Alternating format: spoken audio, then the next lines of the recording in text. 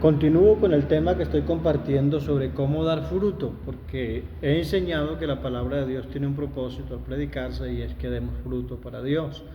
Pero si bien eso es importante saberlo, pero también saber cómo dar fruto. Estamos para dar fruto, pero cómo dar fruto. Ya he compartido los dos primeros puntos en Juan capítulo 15. Lo primero es permitir la limpieza de la palabra de Dios en nosotros.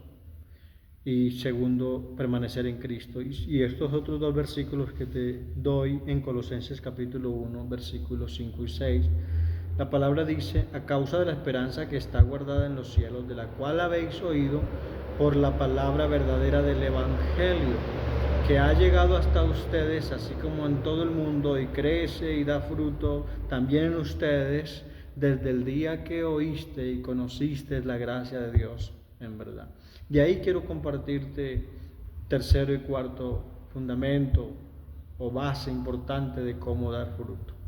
Según el verso 4, la palabra nos dice por la palabra verdadera del Evangelio.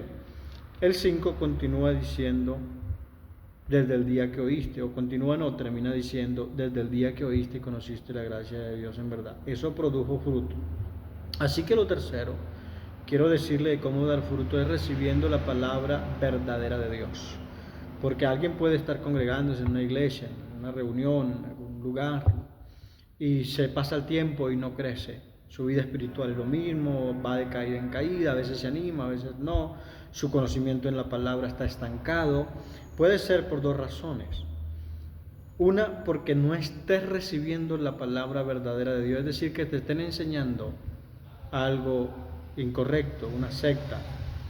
Por eso en las sectas la gente cambia de vestido, van muy bien recatados, pero sus vidas, sus familias son un desorden. Ellos se portan vilmente. ¿Por qué? Porque hay una promesa, solo la verdad nos hace libres, no son las apariencias. Entonces, por eso mucha gente se aparta, lucha unos días congregando, después dicen: yo no pude con esto, y no pudieron dar fruto para Dios. Es que hay un fundamento principal y fundamental, es recibir la verdadera palabra de Dios. Cuando no se predica correctamente la palabra, la gente no va a dar fruto, no va a crecer. Esa puede ser una razón porque no avanza, porque no da fruto, porque está recibiendo una palabra que no es verdadera de Dios, aunque se dice que es de Dios y de la Biblia, pero no es correcta, a veces hay malas interpretaciones. O lo otro, puede que sí estés en un lugar donde sí enseñen la verdad, donde sí el que enseña, predica correctamente la palabra, celoso por la escritura, la sagrada palabra de Dios, pero usted no es un buen terreno, no está permitiendo que Dios obre en su vida y su corazón sea buena tierra para que lleve fruto y dé al 100 por uno, al 60 o al 30 al menos. Entonces, puede que sí se esté dando una palabra de verdad. Si hay gente que está creciendo donde te congregas, entonces el problema es tuyo, pero si nadie está creciendo, entonces es problema de lo que se predica.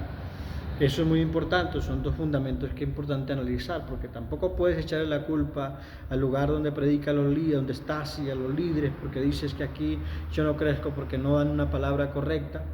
Hay que observar, si hay otros que están creciendo, entonces es tú el problema, porque cuando el sembrador salió a sembrar, según Lucas 8, 3 terrenos no sirvieron, pero uno dio fruto. ¿Cuál era el problema? No era el sembrador ni de la semilla, el problema era del terreno. Así que por eso es muy importante que estemos recibiendo la verdadera palabra de Dios, que se esté predicando, pero que también el oyente la esté recibiendo en su vida y poniéndola en práctica, porque así se lleva fruto. Y lo cuarto que quiero decirte es conociendo la gracia de Dios en verdad.